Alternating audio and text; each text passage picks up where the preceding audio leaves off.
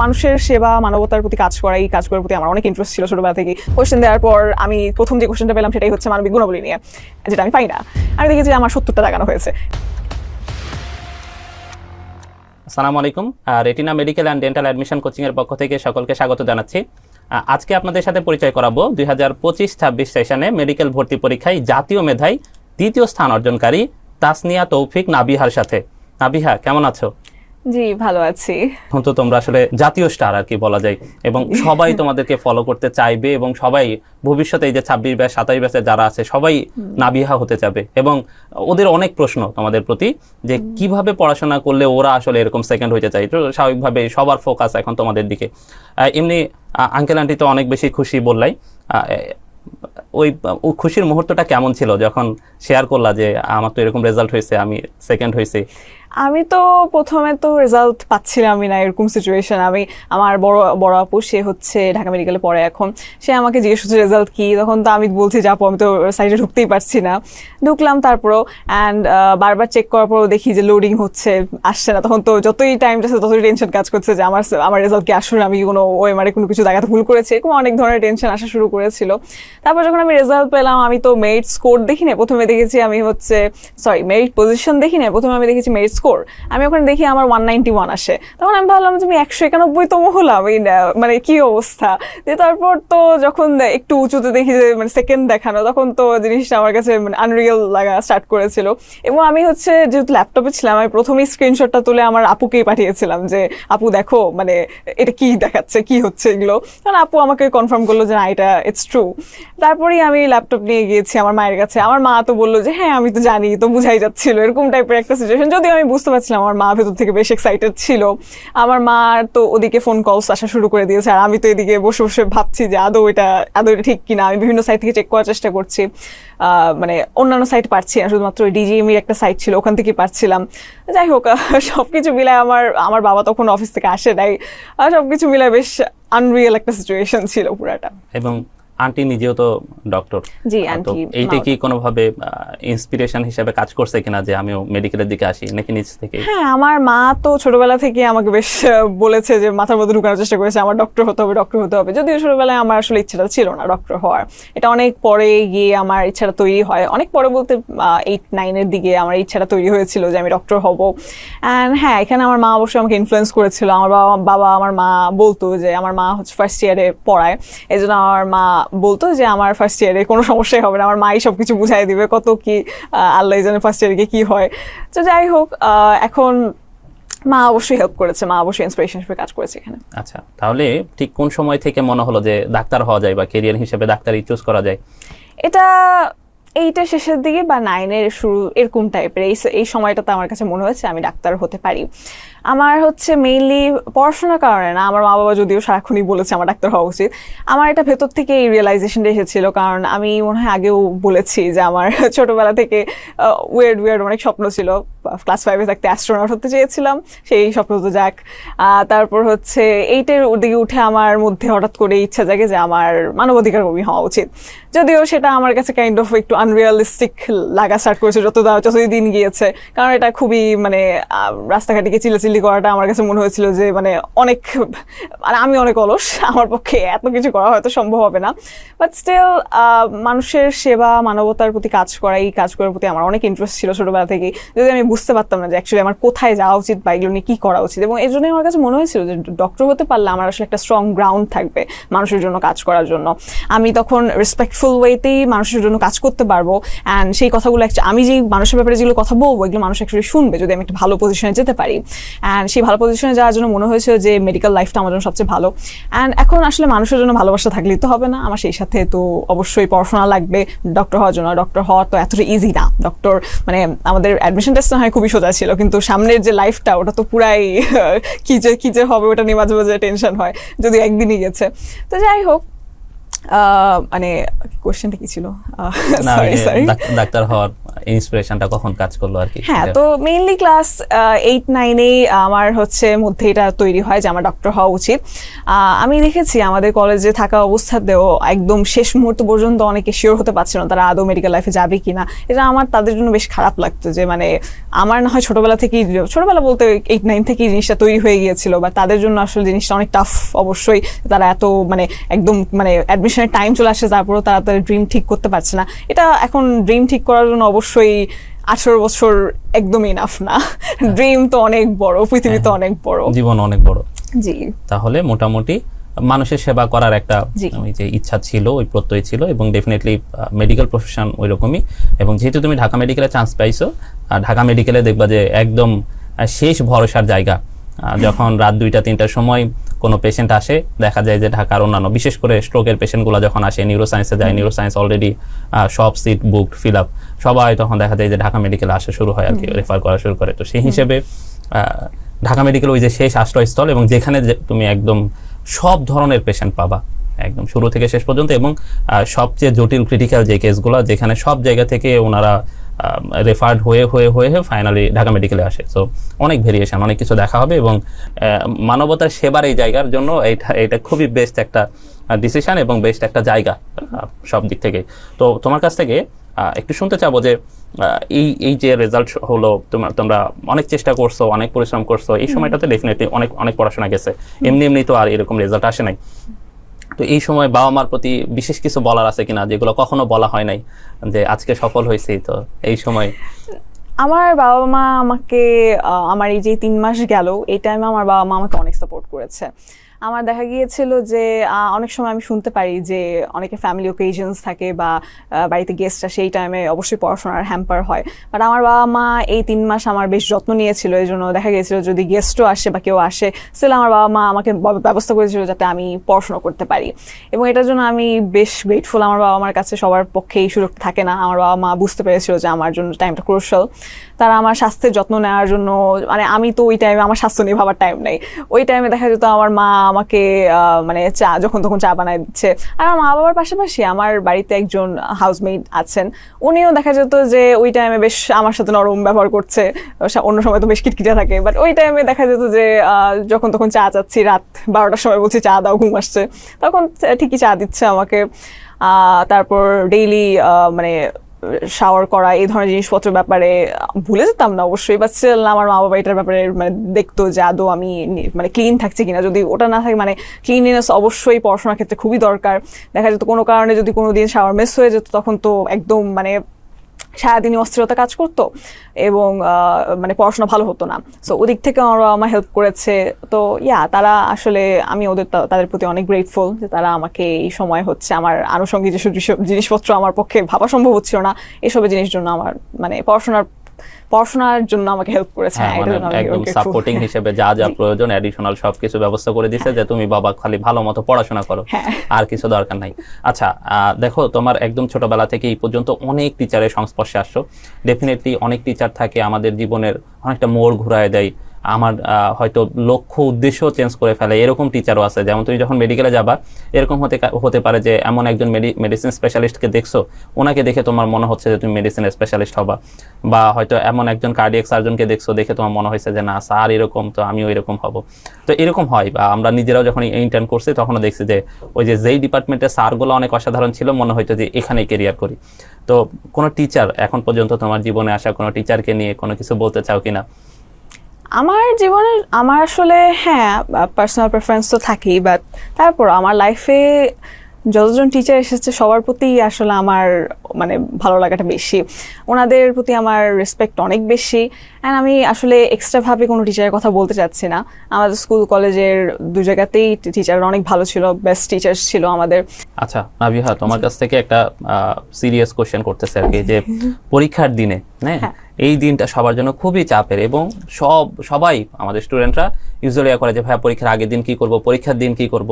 তো আমরা একটু শুনতে চাচ্ছি যে পরীক্ষার আগের দিন থেকে পরীক্ষা দিয়ে আসা পর্যন্ত এই সময়টা তোমার কেমন ছিল, বা কিভাবে এই সময়টা পার করছো, ওই সময় তো ডেফিনেটলি অনেক চাপ ছিল, সেগুলোকে কিভাবে হ্যান্ডেল করছো? এবং ফাইনালি পরীক্ষা দেওয়ার সময় কোশ্চেন দেখার পরে এরকম হয় অনেক সময় যে আল্লাহ কোশ্চেন কেমন, বা পারার পরে দেখা যাচ্ছে হাত কাঁপতেছে, পা কাঁপতেছে, দাগাইতে যাচ্ছি, হয়তো হয়ে যাচ্ছে, তো এই সময়টা তোমার কেমন ছিল?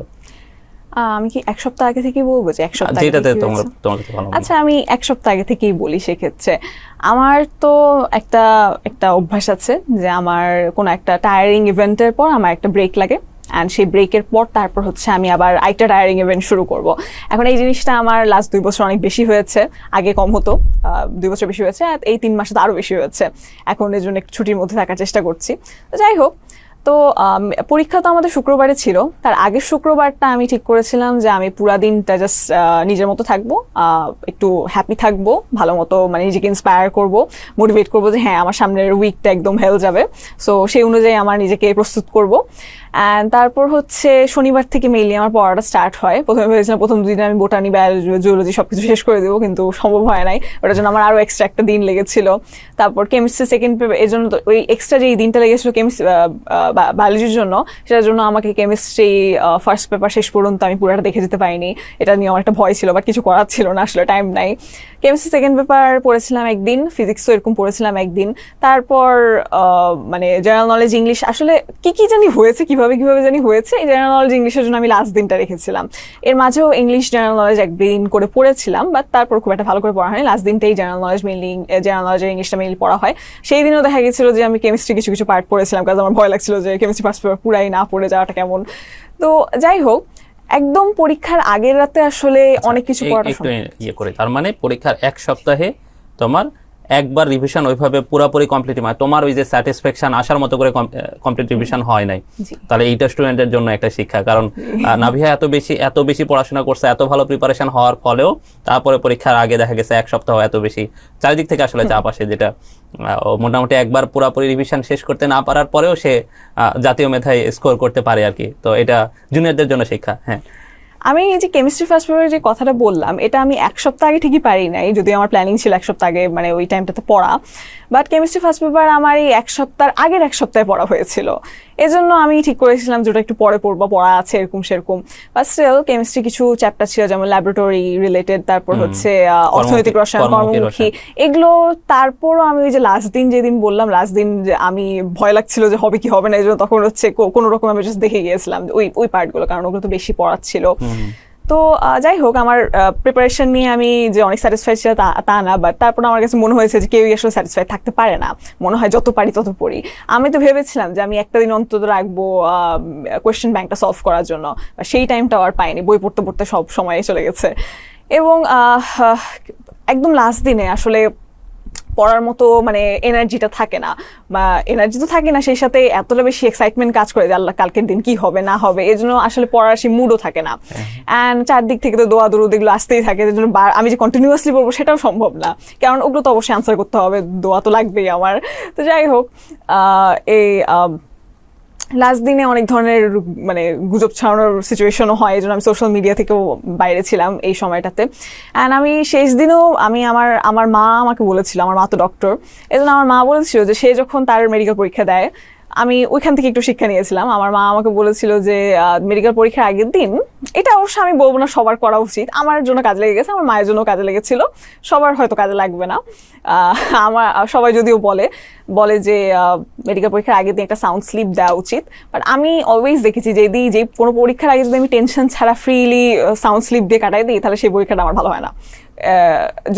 কিন্তু কোনো পরীক্ষায় যদি আমি অনেক বেশি মানে হ্যাফাজার্ড ভাবে থাকি যে আল্লাহ কি হবে না হবে, তখনই আমার পরীক্ষাটা কেন ভালো হয়, মানে এটা আমার জন্য খাটে, সবার জন্য খাটে না অবশ্যই। এখন আমার মা যেটা করেছিল সেটা হচ্ছে যে সে রাত 3টার সময় উঠেছিল, অ্যান্ড উঠার পর সে হচ্ছে 10টার দিকে ঘুমাই গেছিল, 3টার সময় উঠে সে হচ্ছে তার কোচিং সেন্টারে সে তো রেটিনাই পড়েছিল, কোচিং সেন্টারের সে যত কোয়েশ্চেন ছিল সবগুলো একবার দেখে গিয়েছিল, মায়ের পক্ষে দেখা সম্ভব হয়েছিল কেন জানি। 10টার দিকে তাদেরও পরীক্ষা ছিল, বাট সব হয়েছিল। আমি আসলে আমার পক্ষে 10টার দিকে ঘুমায় যাওয়াটা সম্ভব ছিল না, আমিও পড়েছিলাম, পড়তে মোটামুটি 11-12টা বেজে যায়, 11:30 বাজে, আমি 11:30টার দিকে ঘুমায় যাই। 11:30 ঘুমায় যাওয়ার পর 3:30টায় উঠি। 3:30টায় মানে এরপর আমার ঘুম সম্ভব হচ্ছে না, আমি নিজেই উঠে যাই। তারপর 3:30 থেকে আমি একদম ডিলিজেন্ট ভাবে বলতে গেলে একদম টানা 6:30 পর্যন্ত পড়তে থাকি।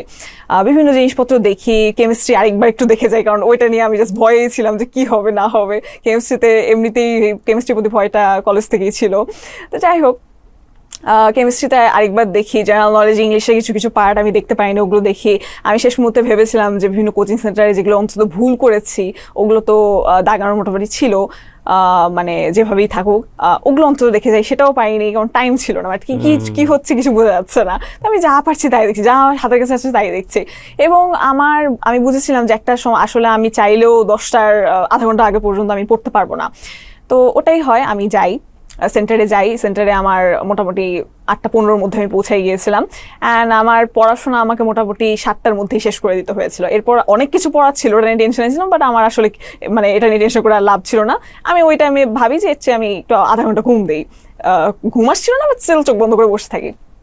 যাই পরীক্ষা দিতে যাই, 8:15-তে যাই আমি, 8:45-এর দিকে আমি ঢুকে যাই সেন্টারে। অ্যান্ড ওখানে গিয়ে দেখি সবাই বসে আছে ওখানে, যদিও 10টায় পরীক্ষা। কেউ আসলে আমি কাউকে দেখতে পাইনি পড়াশোনা করে, সবাই চুপচাপ বসে আছে সেন্টারের ভিতরে। সেন্টারে গিয়ে বসে থাকলাম, 1 ঘন্টা ধরে বসলাম চুপচাপ, একটু মানে হ্যাবিচুয়েটেড হওয়ার ট্রাই করলাম সবকিছুর সাথে। অ্যান্ড তারপর আমাদের তো কোয়েশ্চেন দেওয়ার পর আমি প্রথম যে কোয়েশ্চেনটা পেলাম সেটাই হচ্ছে মানবিক গুণাবলী নিয়ে, যেটা আমি পাই না। তো এটা নিয়ে তো আমি প্রথমেই ভয় পেয়ে গেছি যে আল্লাহ কি হবে, মানে আমি তো প্রথম কোয়েশ্চেনটাই পারলাম না। এটা নিয়ে তো আমার এই সিচুয়েশন কোনো পরীক্ষায় কখনো হয় নাই, মানে যত কোচিং সেন্টারে যত অভিজ্ঞতা আছে কখনো এরকম হয় না। এই জন্য এটা নিয়ে আমি প্রথমেই ভয় পেয়ে গেছিলাম। এবং তারপর দেখা গেছে যে আস্তে আস্তে যে সোজা কোয়েশ্চেনগুলো দেখা যাচ্ছে আমার মাথায় আসছে না, আমাকে গোলা দিয়ে স্কিপ করে চলে যেতে হচ্ছে, মানে দাগায় যে আমি এটা পারছি না, পরে এসে করব। এবং এটা করে ফার্স্ট আমি তো অলওয়েজ 3বারে মানে কোয়েশ্চেন আনসার করি। জি, তো এই জন্য ফার্স্ট অ্যাটেম্পটে যখন আমি আনসার করলাম তখন মোটামুটি আধা ঘন্টা হয়েছে, আমি দেখি যে আমার 70টা দাগানো হয়েছে। তখন তো আমি আরো প্যানিক করা স্টার্ট করেছি যে আল্লাহ, এবার তো আমি বুঝতে পারছি কোয়েশ্চেনটা সোজা হয়েছে, কিন্তু তারপর আমার কাছে মনে হচ্ছে আমি পাচ্ছি না। তখন আমি বললাম 70 দিয়ে তো আমার সরকারিতে হবে না, মানে ঢাকা মেডিকেল তো দূরের কথা। তারপর আমি 70টা লাগালাম। তারপর আমি নিজেকে চুপচাপ রাখলাম যে এখন নার্ভাস হয়ে লাভ নাই। মানে আমার যেটা মনে হয়েছিল যে আমি পারি না দেখে মানে পরীক্ষা ভালো করি নাই, এটা এক ধরনের। আমি নার্ভাস হয়ে পরীক্ষা ভালো করি এটা এক ধরনের। আমি পারতাম, বাট আমি নার্ভাসনেসের কারণে পারছি না। এটা আমার কাছে খুবই মানে মনে হতো যে আমি নিজেকে কখনোই ক্ষমা করতে পারতাম না যদি এই ধরনের সিচুয়েশন হতো। এই জন্য আমি নিজেকে একটু কাম করা ট্রাই করলাম পরীক্ষার হলের মধ্যে। অ্যান্ড আবার দাগালাম। সেকেন্ডবারে দাগানোর পর দেখলাম 85টা হচ্ছে মোট টোটাল মিলায়। এবং লাস্টবারে আমি কোনো রকমে দাগাচ্ছি, কারণ আমার এখন তখন আমি টাইম ক্যালকুলেশনে ভুল করেছিলাম। ভেবেছিলাম 100টা দাগাবো, দাগাতে পারি নাই, 4টা দাগাই নাই। ওটা নিয়েও আমি বেশ বাড়িতে গিয়ে আপসেট ছিলাম। আমার সবাই দেখি যে ফুর্তি, যে কোয়েশ্চেন কত সোজা হয়েছে, আমি এদিকে 4টা কোয়েশ্চেন নিয়ে খুবই নিজেকে বিট আপ করছি যে কেন পারি নাই।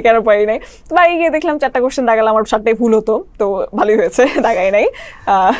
এরপর আমি বাড়িতে গিয়ে তো বেশ ভালোই কান্নাকাটি করেছি, কারণ আমার কাছে মনে হচ্ছে যে 4টা পারি নাই, সবাই তো 100টা জায়গায় আসছে, আমি কি করবো এখন, আমার তো হবে না মেডিকেলে।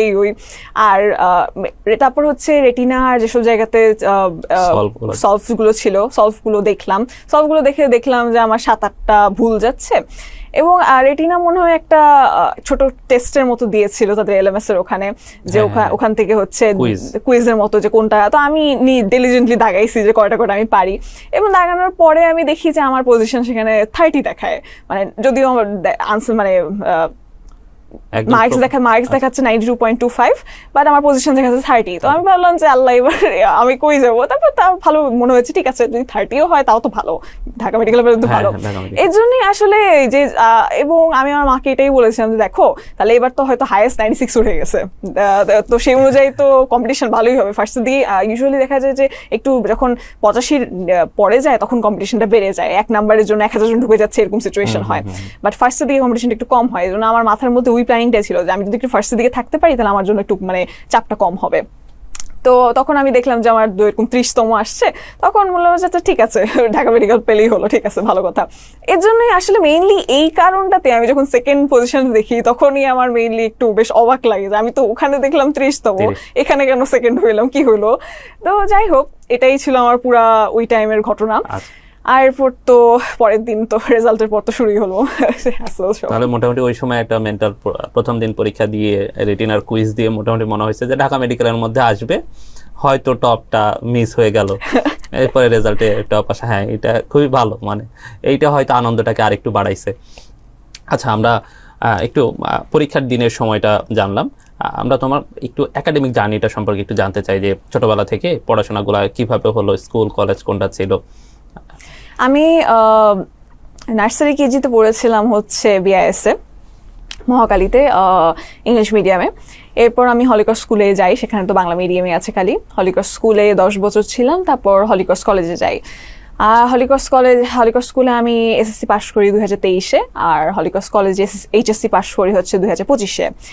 এরপর তো এটাই অ্যাডমিশনে। আচ্ছা, জি। তাহলে অ্যাডমিশনের সময় অনেকের যেটা জানার ইয়া থাকে যে নাবিহা আপু কি একদম দিনটা 24 ঘন্টায় পড়াশোনা করছে কিনা, বা দিনে 20 ঘন্টা পড়াশোনা করছে কিনা, আদৌ আপু কি খাওয়া দাওয়া করতো কিনা, নাকি পুরা সময় পড়াশোনা করতো, তার স্টাডি রুটিন কেমন ছিল, মানে একজন আইডিয়াল স্টাডি রুটিন কেমন হতে পারে যেটা করলে ঢাকা মেডিকেলে চান্স পাওয়া যায়, আবার ঢাকা মেডিকেলে টপ করা যায়। এইটা নিয়ে সবার অনেক কিউরিয়াসিটি থাকবে, এবং ভবিষ্যতেও দেখবা যে তোমাকে অনেকেই যারা সরাসরি দেখা হবে জুনিয়ররা দেখলে এরকম একটা কোশ্চেন করবে আর কি, যে আপু কতক্ষণ পড়াশোনা করতেন। এটা মোটামুটি একটা জাতীয় প্রশ্ন হবে আর কি।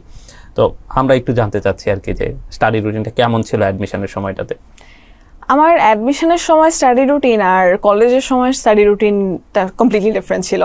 অ্যাডমিশনের সময় আমি যেই পরিমাণ মানে ডিলিজেন্টভাবে পড়াশোনা করেছি, আমার মনে হয় না আমি আমার কলেজ লাইফে অত করেছি। যেহেতু কলেজ লাইফে আমার রেজাল্ট ভালোই ছিল, আমি বলবো না, আমি যদি বলি যে আমি অ্যাভারেজ স্টুডেন্ট, আসলে এটা খারাপ শোনায়, ভালো হবে না, এটা মানে কাইন্ড অফ ফলস বলা হবে। এখন কেউ বিশ্বাসও করবে না, এটা একটা কথা, ঢং করছে, এরকম অনেক ধরনের কথা বলে। যাই হোক, আমি কলেজে থাকতে টপ 20-র মধ্যে থাকতাম, 3 বার ছিলাম, একবার স্লিপ হয়ে গেছিল। তাই হোক, এখন হচ্ছে অ্যাডমিশন টাইমে আসলে পড়াশোনা বাদে কোনো দিকে তাকানোর কোনো সুযোগ নাই। অ্যাডমিশনের টাইমে আমি হচ্ছে আমাদের এইচএসসি যখন শেষ হলো, এইচএসসি শেষ হওয়ার পর মোটামুটি আমাদের প্র্যাকটিক্যাল ক্লাস সবই শেষ হয়ে গেছিলো। এরপর আমার হাতেও কিভাবে জানি 4 দিন বা 5 দিন সময় ছিল। তো আমি যেহেতু এরকম পাবলিক যে অনেক স্ট্রেসফুল একটা কাজ করার পর আমাকে একটা ছুটি নিতে হবে, এই জন্য এই 5 দিন আসলে আমি সবাইকে দেখি যে মানে বিভিন্ন জায়গার অনলাইন ক্লাস করে উড়াই দিচ্ছে, কি হচ্ছে। ওই টাইমে আমি আমার নিজেকে বুঝালাম যে আমার পক্ষে আসলে প্রেশার এখনই নেওয়া সম্ভব না, আমার রেস্ট করা লাগবে। ওই 5 দিন আমি খালি রেস্টই করেছি, কিচ্ছু পড়ি নাই সারাদিন। এটা অনেককে বললে বিশ্বাস করতে চাই না, আমি সারাদিন না পড়ে থাকি, সারাদিনে 15 মিনিট পড়েছি, এমন সিচুয়েশনও মাঝে মাঝে হয় আমার, যেটা অ্যাডমিশন টাইমে না অবশ্যই, সেটা কলেজ টাইমে এমন হয়েছে।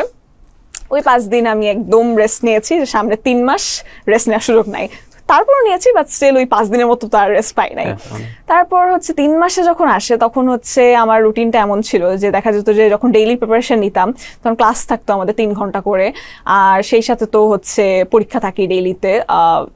ডেইলি যখন প্রিপারেশন নিতাম তখন হচ্ছে আমি আমার পড়ার কতক্ষণ আমি পড়ছি এই রুটিনটা আমি সারাতাম মেইনলি হচ্ছে পরীক্ষা আর ক্লাস এগুলো বাদ দিয়ে। আমি দেখতাম যে সকালবেলা মোটামুটি আমার যেদিন মুড থাকতো সেদিন সকালবেলা হয়তো 4-5 ঘন্টা পড়া হতো, আর রাতের বেলা আমার 1-2 ঘন্টা পড়া হতো, বা হয়তো 3 ঘন্টা পড়া হচ্ছে। তো মোট মিলায় মোটামুটি সারাদিনে হয়তো 6-7 ঘন্টা পড়া হচ্ছে একদম ভালো মতো। আর আমার দেখা যেত যে এই যে পড়ার মধ্যে যে আমি হঠাৎ করে উঠে যাই, রেস্ট নেই, এদিক ওদিক ঘুরে বেড়াই, এগুলোকে আমি পড়ার মধ্যে ধরতাম না। আমি সলিড যে পড়াটা ওটাকেই মেইনলি পড়াশোনার মধ্যে ধরতাম। আর এটা ধরার কারণে মেইনলি আমার মাথার মধ্যে কাজ করছে যে আল্লাহ, সবাই 8-9 ঘন্টা পড়ছে, আমি তো 5-6 ঘন্টা পড়লাম, কি হবে। এর জন্য তখন ওটা আমাকে আরো বেশি পড়ার জন্য মানে ইন্সপায়ার করতো। যাই হোক, আরেকটু বেশি পড়তে হবে, হ্যাঁ এটা আমার আরো পড়া উচিত বা কিছু। তো যদি আমি ক্লাস পরীক্ষাগুলো বাদ দিয়ে যদি আমার পড়ার কথা বলি, তাহলে সেক্ষেত্রে ডেইলি সময় আমার মোটামুটি 5-6 ঘন্টা বা না 6-7 ঘন্টা পড়া হতো। তাও সব দিন না, 5-6-7 এই মধ্যে চলতো। আর যেই দিন হচ্ছে, আর যদি আমি হচ্ছে ক্লাস পরীক্ষাগুলো সহ ধরি তাহলে তো 8-9 ঘন্টা, মানে 9-10 ঘন্টা হয়েই যায়, ঠিক আছে। তো আর উইকলি সময়টা হেক্টিক যেত। ওই টাইমে হচ্ছে আমার দেখা যেত যে 4.5-5 ঘন্টা হাইয়েস্ট ঘুম হতো, সারাদিন খালি পড়তে হতো। আর তার আগে কেন জানি ছুটি থাকতো না, দেখা যেত একদিন পরেই পরের দিন পরীক্ষা দিতে হচ্ছে, এমন সিচুয়েশন হতো। এই জন্য ওই সময়টা আমার দেখা যেত মোটামুটি 9-10 ঘন্টা পড়া হতো জাস্ট এই একটা উইকলির জন্য। কারণ আমার কেন জানি কিছু শেষ হতো না। আমার এমন সব মানে আমার পুরো লাইফেই হয়েছে, আমি কিছু শেষ না, আমার মনে হচ্ছে কিছু না কিছু বাদ দিয়ে আমাকে যেতে পরীক্ষা দিতে হচ্ছে। কারণ আমি কখনোই স্যাটিসফাইড হতে পারতাম না আমার পড়াশোনা নিয়ে, যে হ্যাঁ আমার শেষ হয়েছে, একটা স্টেজ পর্যন্ত এসে আমাকে থামতে হবে, এই জিনিসটা আমার কখনো মাথায় আসে নাই। আমি এটা নিয়ে অলওয়েজ প্যানিক করেছি। যাই হোক, উইকলির সময় বেশি এফোর্ট দেওয়া হয়েছে, ওই টাইমে মোটামুটি 9-10 ঘন্টা পড়তাম, আর যখন হচ্ছে ডেইলি থাকতো তখন 6-7 ঘন্টা হাইয়েস্ট। আর এরপর তো বললাম যে অ্যাডমিশনের ওই টাইমে এক উইক কেমন। আর এমনি পড়া কি রাতে বেশি পড়া হতো নাকি দিনের এই সময়টাতে বেশি পড়াশোনা হতো? আমার রাতে পড়ার অভ্যাসটাই বেশি অলওয়েজ ছিল, বাট অ্যাডমিশনের সময় এসে আমি দেখি যে কোনোদিন যদি আমি রাত 2টা-3টা পর্যন্ত জাগি, তার পরের দিন উঠে আসলে পড়ার সেই এনার্জি আর থাকতো না। আর এটা আমি আমাদের একবার একটা টিচারও, মানে কোচিং করার সময় একটা টিচার এরকম বলেছিল যে তারও এরকম সিচুয়েশন ছিল রাত জেগে পড়ার, বাট স্টিল সেটা সম্ভব হচ্ছিল না, মানে সেটা কোপ করছিল না। তখন আমিও বুঝতে পারি যে আসলে রাত জেগে পড়াটা আমার জন্য ভালো না, মানে আর ঘুমটা দরকার। এজন্য আমার রুটিনটা আমাকে চেঞ্জ করতে হয়। আমার দেখা যায় যে আমি হচ্ছে মেইনলি যিনি আমাদেরকে এই জিনিসটা নিয়ে ব্যাখ্যা করেছিলেন, ওনার কথাটা শুনেই আমি জিনিসটা নিয়ে ভাবি যে হ্যাঁ, আমি আমার রুটিনটা চেঞ্জ করতে পারি। এই জন্য আমি দেখা যেত যে যদি কোনো দিন অনেক বেশি টায়ার্ড থাকতাম তখন 11টার দিকে আমি হচ্ছে ঘুমায় যেতাম। 11টার দিকে যদি ঘুমাতে যেতাম, বাট ঘুম আসতো 12টার দিকে, যাই হোক ওরকম ওই টাইমে ঘুমায় যেতাম এবং 4:30টায় উঠতাম বা 4টায় উঠতাম। আমি কেন জানি এর আগে উঠতে পারতাম না, মানে আমার সম্ভব হতো না। দেখা যেত আমার ট্যাবে আমি এরকম 22টা পর্যন্ত অ্যালার্ম দিয়ে রেখেছি, সবগুলো বন্ধ করে আমি ঘুমাচ্ছি, এমন সিচুয়েশন হতো। এই জন্য আমি 4:30-5টাটাকে আমি আইডিয়াল টাইম ধরতাম। তবে যদি উইকলি থাকতো তখন তো আগে উঠতে হতো, কিছু করার নেই, বাট স্টিল 4:30-5টা ওই টাইমে উঠে ফ্রেশ ব্রেইন নিয়ে পড়তাম। অ্যান্ড ওই যদি 4টায় উঠতে পারতাম সবচেয়ে ভালো হতো, কারণ 4টা থেকে 7টা পর্যন্ত আমি একদম টানা পড়তে পারতাম। কারণ এরপরই হচ্ছে বাইরে গ্যাঞ্জাম শুরু হতো, নাস্তা দাও, ওই অনেক কিছু। এই জন্য ওই টাইমে ওটা একটা ডিস্ট্রাকশন হিসেবে কাজ করতো। বাট যখন আমি কলেজে পড়তাম তখন আমার রাত জেগে পড়ারই অভ্যাস ছিল। এই অ্যাডমিশন টাইমে এসে আমি সকালবেলা পড়ার অভ্যাসটা করি। আচ্ছা, এখন আরেকটা কোশ্চেন করতে চাই। বলতে গেলে এটাও একটা জাতীয় কোশ্চেনের মতো, যে অ্যাডমিশনের সময় স্টুডেন্টরা অনেক বেশি ডিপ্রেসড থাকে, অনেক হতাশ, বা কেমনে কোনোভাবে হচ্ছে না, মনে হচ্ছে আমি কেন এখানে আসি। বলতে গেলে এটা সত্য যে সে তার একাডেমিক লাইফে এইরকম কম সময়ের মধ্যে এত বেশি পড়াশোনা কখনো করে নাই।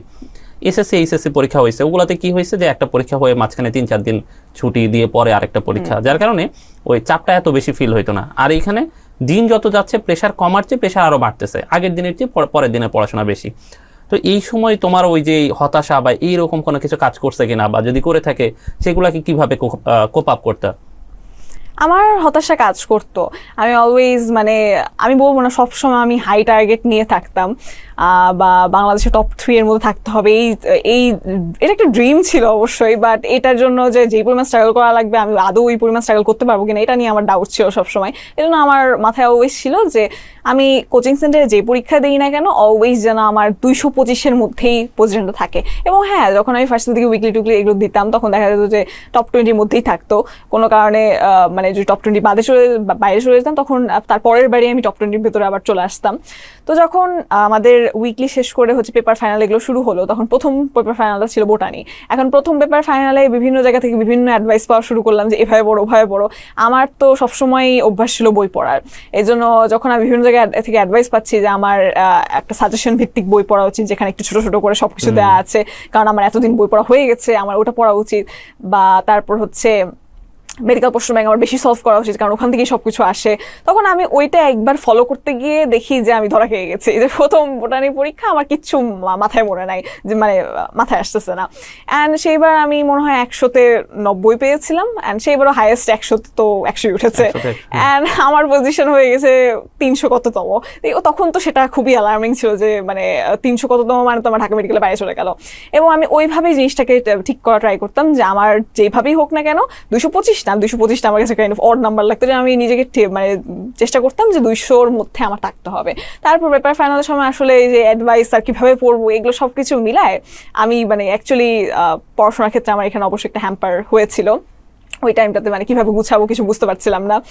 এই জন্য হচ্ছে পরের বার থেকে আমি ট্রাই করেছিলাম 200-র মধ্যেই যেন থাকি, যেভাবেই হোক না কেন। অ্যান্ড এটা তখন আমার কাছে স্ট্রাগল হয়ে যাচ্ছিল যে 200-র মধ্যে কিভাবে থাকবো এই কোচিংয়ের পরীক্ষাগুলোতেই।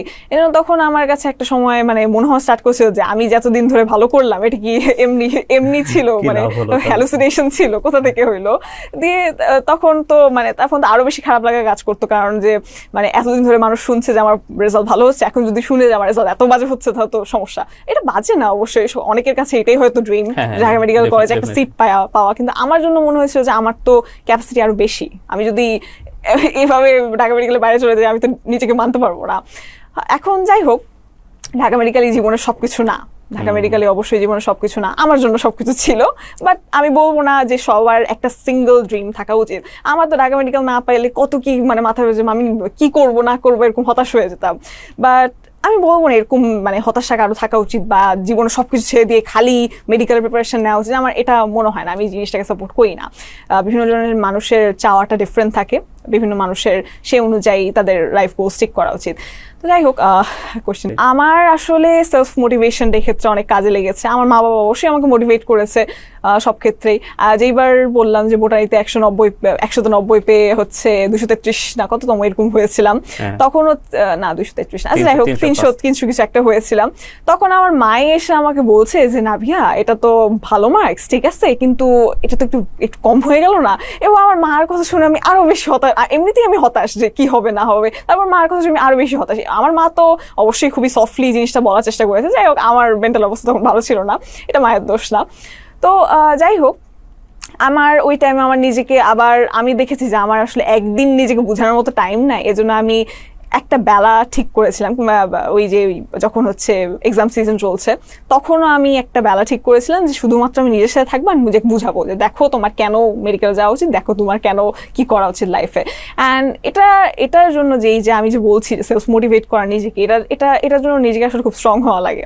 আমি বলবো না আমি নিজে খুব স্ট্রং, বাট আমি নিজেকে খুব ভালো বুঝাতে পারি।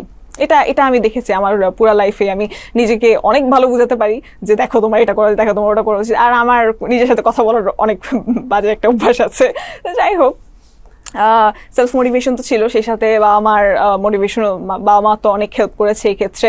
আর অনেক জায়গা থেকে অনেক সময় বিভিন্ন ধরনের মোটিভেশনাল কথাবার্তা শুনতাম, ওটা মানে অনেক বেশি শুনতাম না। আমি মাঝে মাঝে যখন ওই যে খারাপ লাগতো তখন মনে হলো যে ঠিক আছে আমার মায়ের ফেসবুক আছে, আমার ফেসবুক নাই, তো মায়ের ফেসবুক দিয়ে ঢুকে দেখি যে কি হয় না হয়, একটু দেখি দুনিয়াতে চলে কি।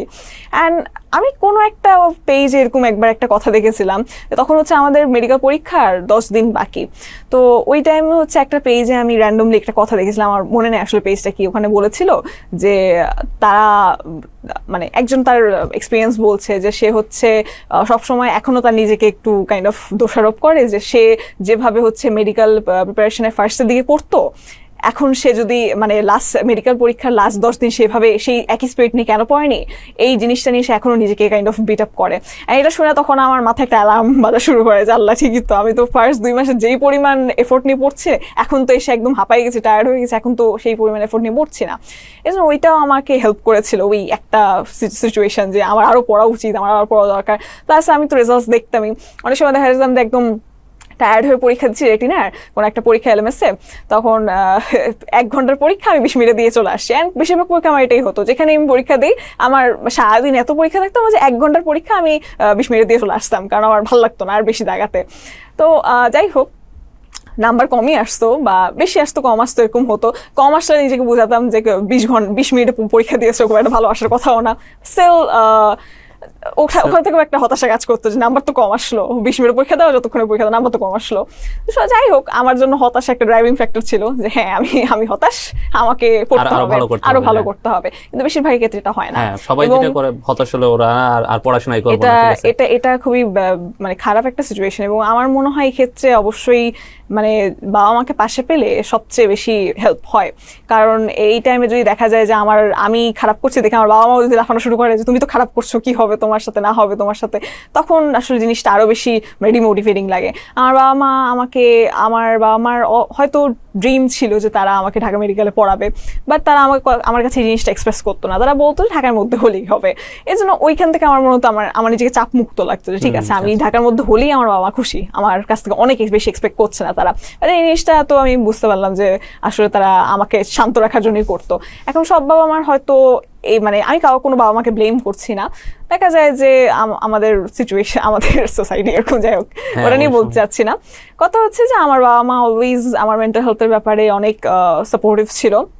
তারা অলওয়েজ আমাকে প্রেশার মুক্ত রেখে কাজ করা ট্রাই করেছিল। এবং আমার মনে হয় যে আমাদের অনেক স্টুডেন্টেরই এই যে মানে হতাশা কাজ করার পিছনে একটা অনেক বড় কারণ আমাদের বাবা মার একটু বেশি ওই যে হাইস্ট মার্ক দেখে ওনারা হচ্ছে স্ট্রিক্ট ভাবে হাইস্ট মার্ক 50 তুমি কেন 37 পাইছো। এই জিনিসটা এখন ওই টাইমে আসলে মোটিভেট করার দরকার। এখন বাবা মার পার্সপেক্টিভও বুঝি, তারা অনেক স্ট্রাগল করে, তারা চেষ্টা করে যে মানে চায় যে তারা যেন আরো ভালো করে। তাদের কাছে মনে হচ্ছে যে আমি হয়তো পড়াশোনা করছি না, এই জন্যই তারা কথাগুলো বলছে। আই থিঙ্ক তারা যদি একটু সফটওয়্যার ওয়েতে একটু মানে ভালোভাবে জিনিসটা বুঝায়, তাহলে অবশ্যই হতাশাটা কম কাজ করতো স্টুডেন্টদের মধ্যে। আচ্ছা, তাহলে তোমার ক্ষেত্রে আমরা যেটা দেখলাম যে ওই যে সেলফ মোটিভেশন, নিজেকে আসলে মোটিভেট করা যে না আমার আরো পড়তে হবে, বা ঠিক আছে আমার এখন একটু রেস্ট নেওয়া উচিত, এটা করা উচিত, এটা অনেক ভালো কাজ করছে। এটা অনেক স্টুডেন্টরা পারে, কিন্তু ম্যাক্সিমামরাই পারে না আর কি। ম্যাক্সিমামরাই দেখা যায় যে আরো বেশি হতাশ হয়ে যায়। আর এমনি এই সময়টাতে সোশ্যাল মিডিয়ার সাথে কোনো সম্পর্ক ছিল কিনা, নিজের ফোন বা নিজের কোনো ট্যাব অথবা ফেসবুক অ্যাকাউন্ট বা এগুলোর সাথে ওইরকম অ্যাক্টিভিটিস ছিল কিনা?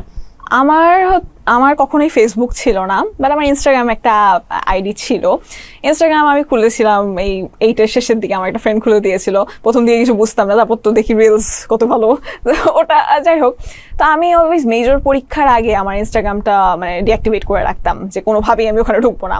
অ্যান্ড আমার এই ডিঅ্যাক্টিভেশনটা সবচেয়ে বেশি এই বছরই ছিল।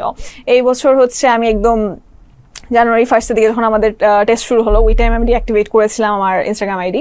তারপর হচ্ছে আবার ফেব্রুয়ারি মাস যখন শেষ মানে আমাদের যখন শেষ হলো টেস্ট এগুলো সব কিছু, তারপর হচ্ছে আবার মানে অ্যাক্টিভেট করেছিলাম যে দেখার জন্য দুনিয়া কি চলো, 2 মাস ধরে কি চললো। এরপর আবার আমি ডিঅ্যাক্টিভেট করে দিয়েছিলাম হচ্ছে এইচএসসির 1.5 মাস আগে, 1.5 মাস বা 1 মাস আগে আমি ডিঅ্যাক্টিভেট করে দিয়েছিলাম। আচ্ছা, আমরা তো অনেকগুলা তোমার কথা শুনলাম, এবং তোমার এই যে জার্নিগুলো আমরা শুনলাম, এই সময়গুলোতে তুমি কিভাবে পড়াশোনা করছো, কিভাবে চাপমুক্ত থাকছো, কিভাবে ফোন হ্যান্ডেলিং করছো, এই সেই। তো এখন যেটা হয় যে জুনিয়র যারা আছে ওরা অনেক সময় বুঝতে পারে না যে ভাই আমার কি করা উচিত, এখন থেকে কি করা উচিত। যেমন কালকেও যখন আমরা ভিডিও করতেছিলাম দেখলাম যে অনেকে এরকম বলতেছে ভাই আমি যদি এখন থেকে শুরু করি তাহলে পারবো কিনা, এই সেই। তো এই টাইপের মানে এইচএসসি 26 এবং 27 বিশেষ করে এখন সবচেয়ে বেশি ফলো করবে ধরো 26 ব্যাচ বেশি ফলো করবে, কারণ ওরা বেশি রিলেট করতে পারতেছে যে সামনে ওদের অ্যাডমিশন আসতেছে। আর 27 ব্যাচ তো কেবল ওরা আসলো, মোটামুটি হয়তো কিছুটা ভাই পাইছে যে অ্যাডমিশন, হয়তো এখন ওইভাবে নিজেদের সাথে রিলেট করা কম, মানে ম্যাক্সিমাম যেহেতু যারা অনেক বেশি সিরিয়াস তারা ডেফিনেটলি এখন থেকে ইয়ে করতেছে না সামনে আমার অ্যাডমিশন দিতে হবে। তো তোমাকে একটু বলি যে এখন যারা 26 ব্যাচ ওদের অনেকের টেস্ট পরীক্ষা হয়েছে, তবে ম্যাক্সিমামেরই টেস্ট পরীক্ষা হয় নাই, কারণ নোটিশ ছিল যে টেস্ট পরীক্ষা যেন ওই সময় না নেওয়া হয় আর কি। সো কলেজগুলো টেস্ট পরীক্ষা ক্যান্সেল করছিল, এবং এই সময়গুলোতে ডিসেম্বর জানুয়ারি এই সময়টাতে ওদের টেস্ট পরীক্ষা হবে আর কি। তো এই সময় তো তোরা নতুন করে কিছু করবে না, টেস্ট পরীক্ষার প্রিপারেশন নেবে। তো টেস্ট পরীক্ষার পরে এই যে 4-5 মাস থাকে, 4 মাসের মতো, তো এই সময়টা ওরা কিভাবে প্রিপেয়ার করবে নিজেদেরকে, যাতে তারা এক সময় যারা বিশেষ করে যারা মেডিকেল অ্যাসপিরেন্ট আছে তারা এক সময় কিভাবে এখন থেকে নিজেদেরকে আগে রাখলে ঢাকা মেডিকেলে আসতে পারে, বা ঢাকা মেডিকেল দূর যে কোনো একটা মেডিকেলে চান্স পাইতে পারে, বা মেডিকেলের অ্যাডমিশনের জার্নিটা তাদের জন্য সহজ হতে পারে। আচ্ছা, যাদের টেস্ট পরীক্ষা হয়ে গেছে বা হবে, আমার মনে হয় যাদের হয় নাই তাদের এখন টেস্টের উপরই বেশি ফোকাস করা উচিত। অবশ্যই টেস্টটা অনেক বেশি ইম্পর্টেন্ট এই মুহূর্তে তাদের জন্য, মেডিকেলে চান্স পাওয়াচ্ছে। আর যাদের টেস্ট পরীক্ষা হয়ে গিয়েছে, আমার মনে হয় তাদের জন্য এইচএসসিটা অনেক বেশি ইম্পর্টেন্ট মেডিকেল অ্যাডমিশন পাওয়াচ্ছে। আমি যেটা একবার একটা মানে ইউটিউবে একটা ভিডিও থেকে দেখেছিলাম, এবং আমি নিজে ওটা বিশ্বাস করি, আমার যদি অনেক মানে আমার যে গোলটা সেটা যদি অনেক দূরে থাকে, তাহলে আমার আসলে সেই পর্যন্ত রিচ করার ইন্টারেস্টটা কম থাকবে। যদি মনে হয় যে হ্যাঁ আমি যে গোলটা অ্যাচিভ করতে চাই ওটা 2 বছর পরে, আমি যে গোলটা অ্যাচিভ করতে চাই সেটা 1 বছর পরে, তাহলে সেটার প্রতি আসলে আমার ড্রাইভটা কম থাকবে। আমার ক্ষেত্রে যেটা হয়েছিল যে আমি তো মানে আমার গোল তো অবশ্যই অনেক আগে থেকে সেট করা, বাট সেই গোলটাকে অ্যাচিভ করার যে মাইন্ডসেটটা এটা তৈরি হয়েছিল 3 মাস আগে। এই জন্য আমার মনে হয়েছিল যে হ্যাঁ 3 মাস পরে আমার একটা গোল আছে, ওটার জন্য আমাকে পড়াশোনা করতে হবে। তো এই জন্য এখন যাদের এই টেস্ট শেষ, আমার মনে হয় তাদের এইচএসসির উপর ফোকাস করা উচিত। কিন্তু অবশ্যই এইচএসসির ক্ষেত্রে ফোকাসিং এর ক্ষেত্রে আমি বলবো না যে জাস্ট মানে গাইড দেখে বা এইসব জিনিসপত্র দেখে যে এইচএসসিতে সাধারণত কি ধরনের কোশ্চেন আসে ওই অনুযায়ী পড়াশোনাটাকে আমি প্রেফার করব না। আমি আমার টেস্টের পরে যে পড়াশোনা করেছিলাম ওখানে আমি একটা জিনিস ঠিক করে নিয়েছিলাম যে মানে এই জিনিসটা আমার একটা বড় আপুই আমাকে শিখিয়েছিল, আমি ওটাই করেছি। সেই বড় আপুটা এখন ঢাকা মেডিকেলে, যেটা শিখিয়েছিল আমি ওটাই করেছিলাম, যে আমার পড়াশোনায় এমন কোনো গ্যাপ আমি রাখবো না যেই গ্যাপটা আমাকে অ্যাডমিশনে গিয়ে ফিল আপ করতে হয়। এমনিতেই তো আমাদের শর্ট সিলেবাস, এমনিতেই আমাদের হচ্ছে বেশি পড়া লাগবেই পরবর্তীতে, এই জন্য আমি যেটা অলরেডি পড়ছি সেখানে আমি কোনো গ্যাপ রাখবো না, সেটা আমি একদম কমপ্লিটলি পড়বো। এর পর যে টাইমটা ছিল ওই টাইমে আমাদের যে বইটা ওইটা আমি একদম থরলি পড়েছিলাম। হাজারি স্যারের যে বই ছিল আমি কিছু কিছু পার্ট ছিল আমার পড়তে খুবই বিরক্ত লাগতো, কিছু বুঝতাম না, বাট স্টিল আমি পড়েছিলাম, কারণ এখান থেকে কোশ্চেন আসবে আমাকে পড়তে হবে। ইসাক স্যারের বই পড়তে ভালো লাগে না, স্টিল আমি পড়েছিলাম, যে আমি প্রতিটা লাইন পড়ি, যদিও আমার এইচএসসির জন্য এগুলো লাগবে না, বাট স্টিল আমি সবকিছু পড়েছিলাম, কারণ এইচএসসি তো যারা কোশ্চেন করবে তারা তো এখান থেকেই করবে।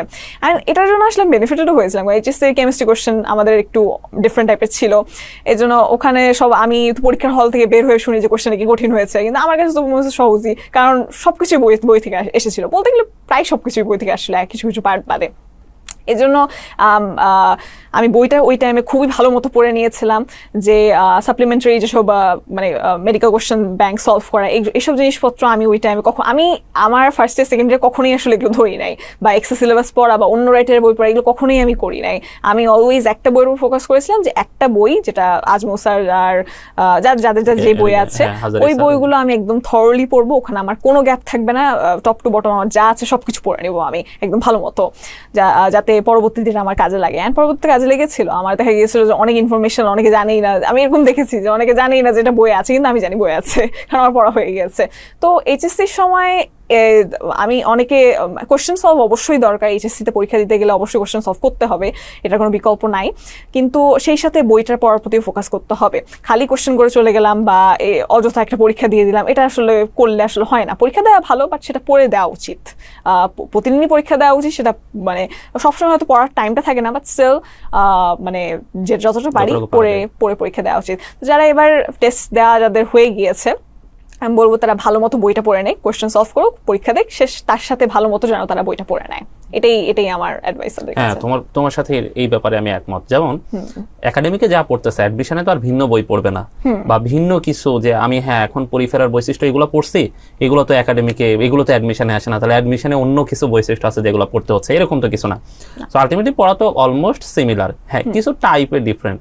যেমন হয়তো আমার পরীক্ষা আসবে কি এইচএসসিতে আর্থ্রোপোডার বৈশিষ্ট্য লিখো, কিন্তু আমার তো আর এইখানে সিকিউ কোশ্চেন আসবে না, তাহলে আমার এমসিকিউ টাইপ ওইভাবে পড়তে হবে, কিন্তু আর্থ্রোপোডার বৈশিষ্ট্য তো আমার জানা লাগতেছে, জিনিসটা এরকম। তাহলে তোমার ক্ষেত্রে এই টেস্ট পরীক্ষার পরের এই সময়টা মোটামুটি তুমি তোমার হচ্ছে যেই সিলেবাস যতটুকু পড়া ছিল, যেই বইগুলো ছিল ওই বইগুলো থেকে খুব ভালো মতো পড়ার চেষ্টা করছো, এবং এটা ভালো থাকলে অ্যাডমিশনের সময় এই যে চাপগুলা, ওই সময় একদিনে পুরো একটা চ্যাপ্টার, দুইটা চ্যাপ্টার, বা কিছু কিছু ক্ষেত্রে তিনটা চ্যাপ্টার পড়া, ওগুলো মনে হয় যে অনেকটা একটু রিডিউস হয়, যে আমার তো পড়াই আছে মোটামুটি, ওগুলাকে একটু নতুন করে রিভাইজ দিব আর কি। নতুন পড়া হলে তো আসলে খুব টাফ হয়ে যায়। তারপরে যখন অ্যাডমিশনে যখন মানে নতুন করে এসে আমি যেই দেখা যেত যেই জৈব যৌগ আমি 2 দিন ধরে পড়ছি, সেটা অ্যাডমিশনে যখন এসে আমি দেখছি 2 ঘন্টায় আমাকে শেষ করতে হচ্ছে, আসলে এই জিনিসটা প্রেশারাইজিং মনে হয়, যে হঠাৎ করে কি হচ্ছে, এবং তখন মনে হয় যে একটু আগে অভিজ্ঞতা থাকলে ভালো হয়, কিন্তু তারপর মনে হয় যে না, অভিজ্ঞতা না থাকেই ভালো। যাই হোক, তাহলে তুমি তোমার মতামত যে 26 ব্যাচ যদি এখন টেস্ট পরীক্ষা দিয়েও যদি ভালো মতো শুরু করে, তাহলে তাদের পক্ষে সম্ভব। এবং আরেকটা জিনিস যে দেখো, তুমি তোমার যদিও উত্তর দিয়ে ফেলছো, যে অনেকে যেটা করে যে ওই যে যেহেতু অনেকগুলো বই থেকে কোশ্চেন আসতেছে, যখন আমরা সলভ দিই, যখন রেফারেন্স থেকে দিই যে এটা আজমল স্যারের বই, এটা হাসান স্যারের বই, বা এটা আলিম স্যারের বই, তখন আমরা আর এই কোশ্চেন যেহেতু 3টা বই থেকে আসছে, তাহলে আমার 3টা বই পড়তে হবে, এটা করতে যে ওই যে স্টুডেন্টরা ফোকাস হারায় ফেলে, এবং ওই যে একটা জিনিস থেকে যে পরিমাণ ইনফরমেশন আসছে, সেই ইনফরমেশন দিয়ে ও কিন্তু ঢাকা মেডিকেলে চান্স পাইতে পারে, তো ওইটা ওকে বোঝানো সম্ভব হয় না। ওই সময় ও ভাবে যে না ঠিক আছে, আমার তো এগুলো আসে, ওই যে 2টা একটা এটিপিক্যাল কোশ্চেন, ওই 2টা একটা এটিপিক্যাল কোশ্চেন ধরতে যায়, ওর যেই প্রাইমারি যেই ফাউন্ডেশন ওইটাকে নষ্ট করে ফেলে। তো এইটা মনে হয় যে তোমার কাছ থেকে ওরা শিখতে পারে, যে একটা বই ভালো মতো পড়লে পরে যখন আমার এটা ভালো মতো পড়া হয়ে গেছে, আচ্ছা ঠিক আছে আমার আরো সময় আছে, তো আমি কি করব, তো একটু পড়ি, বাকিগুলো দেখি, বা সহায়ক যে বইগুলো দেওয়া হয়েছে বিভিন্ন কোচিং থেকে যেগুলো প্রোভাইড করা হয়েছে সেগুলো একটু দেখতে পারি আর কি। আর 27 ব্যাচ সম্পর্কে একটু জানতে চাবো আর কি। ওরা এই মুহূর্তে হাফ ইয়ারলি এখনো হয় নাই, অনেকে ডেট দিছে আর কি, ক্লাস শুরু হয়েছে হয়ে 3 থেকে 4 মাস হয়েছে, মানে ওরা একদম বাচ্চা আর কি বলতে গেলে এই রাস্তায়। তো ওদের এই মুহূর্ত থেকে কিভাবে, মানে ফার্স্ট ইয়ার থেকে কিভাবে পড়াশোনা করা উচিত, তোমার জায়গাটা থেকে যেটা মনে হয় আর কি, যে ওদের প্রতি, যে 27 ব্যাচের প্রতি কোনো পরামর্শ? এখন আমি আসলে হলিক্রস কলেজে পড়েছি, এজন্য আমার কেসটা আমার মনে হয় একটু ডিফারেন্ট হবে। কারণ বাংলাদেশের আমি কোনো কলেজকে অসম্মান করব না, কোনো কলেজকে অপমানও করব না, বাট বাংলাদেশের সব কলেজে আসলে আমাদের কলেজে যেভাবে পড়াশোনাটা গুছায় দেওয়া হয় সেই পরিমাণ হেল্প আমার মনে হয় পাওয়াটা ডিফিকাল্ট হয়ে যায় কিছু কিছু ক্ষেত্রে। এর জন্য আসলে যাদের যাদের ক্ষেত্রে সেই সমস্যা, সেক্ষেত্রে তো নিজেকে অনেক বেশি শক্ত হতে হয় যাতে কোনোভাবে আমি যেন ডাইভার্টেড না হয়ে যাই। কারণ আমাদের কলেজে দেখা যেত যে আমাদের তো মানে পড়ার মধ্যে থাকা ছাড়া কোনো ওয়ে ছিল না, আমাদের পড়ার মধ্যে থাকতেই হবে অ্যান্ড বই পড়তে হবে, অন্য কিছু পড়ে লাভ হবে না, কারণ যারা কোশ্চেন করছে তারা বই থেকে কোশ্চেন করবে। এটার জন্য আমি কেমিস্ট্রিতে বেশ ভালোই ধরা খেয়েছি আমার লাইফে। দেখা যেত যে যেইবারই আমি মানে একটু মানে মানে হাফ ছেড়ে বাঁচার জন্য সাপ্লিমেন্ট কিছু পড়তে যাই, সেইবারই আমি কেমিস্ট্রিতে ধরা খেয়ে বসে থাকি, কারণ সব প্রশ্ন আসে ওই হাজাই স্যারের বই থেকে, এই জন্য ওটাই পড়তে হবে, কিছু করার ছিল না। এই জন্য আমাদের কলেজ অলওয়েজ আমাদেরকে পড়ার মধ্যেই রেখেছে, আমাদের মধ্যে প্রেশার দিয়ে যেমনে পারে সেভাবে তারা হচ্ছে মানে পড়াটা আদায় করে নিয়েছে আমাদের কাছ থেকে। এই জন্য যা মানে দেখা গেছে যে শেষ মুহূর্ত পর্যন্ত, টেস্টের আগেও বা টেস্টের পরেও আমার কিছু কিছু জায়গায় হয়তো ডিফিকাল্টি বা গ্যাপ ছিল, সেই জায়গাগুলো আমাকে মানে কমপ্লিট করেই টেস্টে যেতে হয়েছে। কারণ নাম্বার পেতে হলে বা ভালো নাম্বার পেতে হলে, ভালো পজিশন পেতে হলে আমাকে পড়াটা শেষ করতে হবে। তো এই দিক দিয়ে আসলে চাপ দেওয়ার ক্ষেত্রে আমাদের তো কলেজ তো বেস্ট, চাপ দিয়ে পড়া আদায় করে নেওয়াটা, এটার জন্য আমি অবশ্যই আমার কলেজের প্রতি গ্রেটফুল। বা যাদের ক্ষেত্রে এই সুবিধাটা হয়তো যদি না থাকে, সেক্ষেত্রে আমার মনে হয় যে তাদের নিজেকে শক্ত হওয়া দরকার। অ্যান্ড অনেকে অনেক ধরনের কথা বলবে, আমি যেটা মানে হয়তো তাদের ক্ষেত্রে সেই অ্যাডভাইসটা কাজে লেগেছে, বাট আমি যেটা বলবো আমার ক্ষেত্রে যেটা কাজে লেগেছে সেটা হচ্ছে মানে সাপ্লিমেন্ট বা এক্সট্রা সিলেবাস পড়াচ্ছে আই থিঙ্ক বইটাকে মানে একটা সিঙ্গেল বইকে রেফারেন্স ধরে ওইটা পড়ে যাওয়াটা ভালো। কারণ অনেক সময় দেখা যায় যে অনেক ধরনের কোশ্চেন আমি দেখেছি যে কোচিংয়ে বলা হয়েছে যে এটা এই বই থেকে আসছে বা আমাদের যে মেইন বই ওটার বাইরে থেকে আসছে, এটা তারা বলে, বাট আমি দেখি যে আমি যেই বইটা পড়ছি মেইন বই হিসেবে, সেটা যদি পড়ি, সেটার যে জ্ঞানটা আছে সেটা যদি আমার মাথায় থাকে, আমার পক্ষে অন্য জিনিসগুলো আনসার করা সম্ভব। সেটা বায়োলজিতে হলেও শেখানোও সম্ভব। কারণ বায়োলজি আমার মনে আছে একটা কোশ্চেন ছিল যে কোনো একটা সাইন্টিফিক নেম দিয়ে দিয়েছে, যেটা মাজেদা ম্যাডামের বইয়ে ছিল, আজম স্যারের বইয়ে ছিল না, বাট না, নেমটা দেখে আমার একটু চেনা চেনা লাগছে যে হ্যাঁ ওইটার সাথে মানে ওই পর্বের সাথে মিল হতে পারে। এই জন্য ফার্স্ট স্টেপটা থেকে ওটা আমি আনসার করতে পেরেছিলাম যে আন্দাজে মানে একটু মিল আছে, দাগাই দিই, আন্দাজে দাগাই দিই, আমি দেখেছি আমার হয়েছে। তো আসলে বইটা যদি কারো কবজায় থাকে, তখন সেক্ষেত্রে বাইরের সিলেবাস যাই থাকুক না কেন সেটা পড়া সম্ভব। তো যারা 27 ব্যাচে আছে আমি তাদেরকে বলবো যে তারা বইটার উপরই ফোকাস করুক। এখনই মেডিকেলের যত ধরনের কোশ্চেন আছে, যত ধরনের অনুশীলনী আছে, সবকিছু পড়া হয়তো তাদের জন্য অনেক সময় আছে, তাদের জন্য পড়াটা সহজ হবে, মনে হবে যে হ্যাঁ পড়ে কত পড়লাম। কিন্তু 3 মাসে এসে তুমি যখন এই যে এইচএসসি সবকিছু শেষ করে ফেলাবা, তারপর যখন সে হচ্ছে এই যে অ্যাডমিশন টেস্টে আসবে, তখন তার মনে হবে সবকিছু নতুন, কিছুই মনে নেই। আমার এরকম হয়েছে, আমি দেখা গিয়েছিল যে আমি যেখানে কোচিং করতাম কেমিস্ট্রি, সেখানে হচ্ছে আমাদের বইয়ের পিছনে সব অবজেক্টিভ করানো হতো, কেমিস্ট্রি ফিজিক্স দুটার ক্ষেত্রেই, ইংলিশও ভালোই। তো যাই হোক, ইংলিশ তো বই ছিল না, যাই হোক, তো কেমিস্ট্রি ফিজিক্সের সবগুলো অবজেক্টিভ আমার সব রাইটারের বইয়ের করা থাকার তারপরও আমি অ্যাডমিশন টেস্টে এসে এই সময় আমি দেখি যে আমার কিছু মনে নাই, কিছু জানিও না। তো ফার্স্ট ইয়ার সেকেন্ড ইয়ারের পর তো আমার কোনো লাভই হলো না। হ্যাঁ, ফার্স্ট ইয়ারের পর একটা সময় পেয়েছিলাম, ওই টাইমে না কোনো একটা টাইমে আমি একটু বাইরের সিলেবাস, বাইরের বই কি আছে আমি একটু দেখার ট্রাই করেছিলাম, অ্যান্ড দেখেছিলামও। তারপর হচ্ছে কেমিস্ট্রির আগে আমাদের এইচএসসির ওই টাইমটাতে আমি দেখেছিলাম যে 10 দিন সময় আছে, একটা মাত্র পরীক্ষা, পড়তে লাগবে 5 দিন। তো মানে যদি আমি অনেক থরলি পড়ি 5 দিন লাগবে, তাই 5 দিন তো ঘুরে বেড়ানো হচ্ছে, আমি একটু মানে প্রোডাক্টিভ ওয়েতে কাটাই। এবং ওই টাইমে আমার খুব ইচ্ছা ছিল, এই জন্য আমি তখন হচ্ছে বসে বসে প্রতিরক্ষা চ্যাপ্টারটা পড়েছিলাম, আমাদের শর্ট সিলেবাসের বাইরে ছিল, ওটা পড়েছিলাম। দিয়ে যখন অ্যাডমিশন টেস্টের সময় আসলাম, তখন আমি দেখলাম যে আমার কিছুই মনে নাই। তো আসলে আমি যেটা বুঝলাম যে এগুলো আগে পড়ে আসলে মনে হয় নিজেকে জাস্ট সেটা সান্ত্বনা দেওয়া যে হ্যাঁ আমি অনেক পড়েছি, বাট অ্যাকচুয়ালি শেষ পর্যন্ত কাজে লাগে না এগুলো। মানে এই জন্য আমার কাছে মনে হয় যে সময়ের জিনিস সময় করা উচিত। আমার সামনে এইচএসসি, আমাকে এইচএসসির জন্য পড়তে হবে। আমার এই মুহূর্তে এইচএসসি নেই, কিছু নেই, আমার হাফ ইয়ারলির জন্য পড়তে হবে। আমার আজকে এত জিনিস কলেজে পড়িয়েছে বা কলেজে না পড়ার বিভিন্ন জায়গায় পড়িয়েছে, আমি ওগুলো জাস্ট শেষ করে রাখি, অ্যান্ড ভালো মতো শেষ করি, কোনো কিছু গ্যাপ না দিয়ে এখান থেকে একটু পড়লাম, ওখান থেকে একটু পড়লাম, এমন কিছু না। যেইটা পড়ছি আমি যেন ভালো মতো পড়ি, একটা যদি বই পড়ি, একটা বই যেন ভালো মতো পড়ি। তো আমি সবসময় বইকে প্রেফার করা একজন মানুষ, সেটা ফিজিক্স হোক, কেমিস্ট্রি হোক, যেখানেই হোক না কেন। আই থিঙ্ক তাদেরও বইটা এখন ভালো পড়া উচিত। আর অবশ্যই তাদের আমার মনে হয় না এখন এত বেশি প্রেশার নেওয়া উচিত। অনেক মানে প্রেশারহীন ভাবেও থাকা উচিত না, আবার বেশি প্রেশার নেওয়া উচিত না। তাদের একটু মডারেট ওয়েতে থাকা উচিত। পড়াশোনা বাড়ানো উচিত অবশ্যই, তার বাট লাইক মানে প্রেশারের চোটে হাউমাউ করা শুরু করা এমনও দরকার নাই, আবার একদম কেয়ার ফ্রি হয়ে মানে এক মাস ধরে বিয়ে পার্টি খাচ্ছি এমন সিচুয়েশনে যেন না হয়। আচ্ছা, আমরা অনেকগুলা কথা বললাম এবং অনেক কিছু তোমার কাছ থেকে জানলাম। আমরা হয়তো আর বেশি সময় নিব না, শেষ হয়তো 2-3টা কোশ্চেন করবো আর কি। তো আরেকটা জাতীয় কোশ্চেন আছে যেটা তোমাকে এখনো বলা হয় নাই, সেটা হচ্ছে আমাদের যে জিকে ইংলিশ। এইচএসসির সময় তো আমরা জিকে ইংলিশ পড়ি না, বা ইংরেজি আমরা পড়ি, কিন্তু অ্যাডমিশনে যেভাবে কোশ্চেন আসে এই টাইপের ইংরেজি পড়ি না, আর জিকে আমরা একেবারেই পড়ি না। আদার্স কেউ কোনো কারিকুলার অ্যাক্টিভিটিস করলে সেই হিসেবে হয়তো সে পড়তে পারে, তো সচরাচর আমাদের তো কারিকুলামে নাই। তো ম্যাক্সিমাম স্টুডেন্টরা যেটা হয় যে ইন্টারমিডিয়েটের এই 2 বছরটাতে ওরা জিকে ইংলিশ ওইভাবে পড়ে না, ওরা একদম অ্যাডমিশনে যখন আসে তখন প্রথম দেখে যে জিকে ইংলিশ। তো তোমার ক্ষেত্রে জিকে ইংলিশগুলা এইচএসসির সময়টাতে বা এইচএসসির আগে পড়া ছিল কিনা, নাকি একেবারে এইচএসসির পর থেকে যখন অ্যাডমিশন শুরু হলো তখনই পড়া শুরু করছিলা?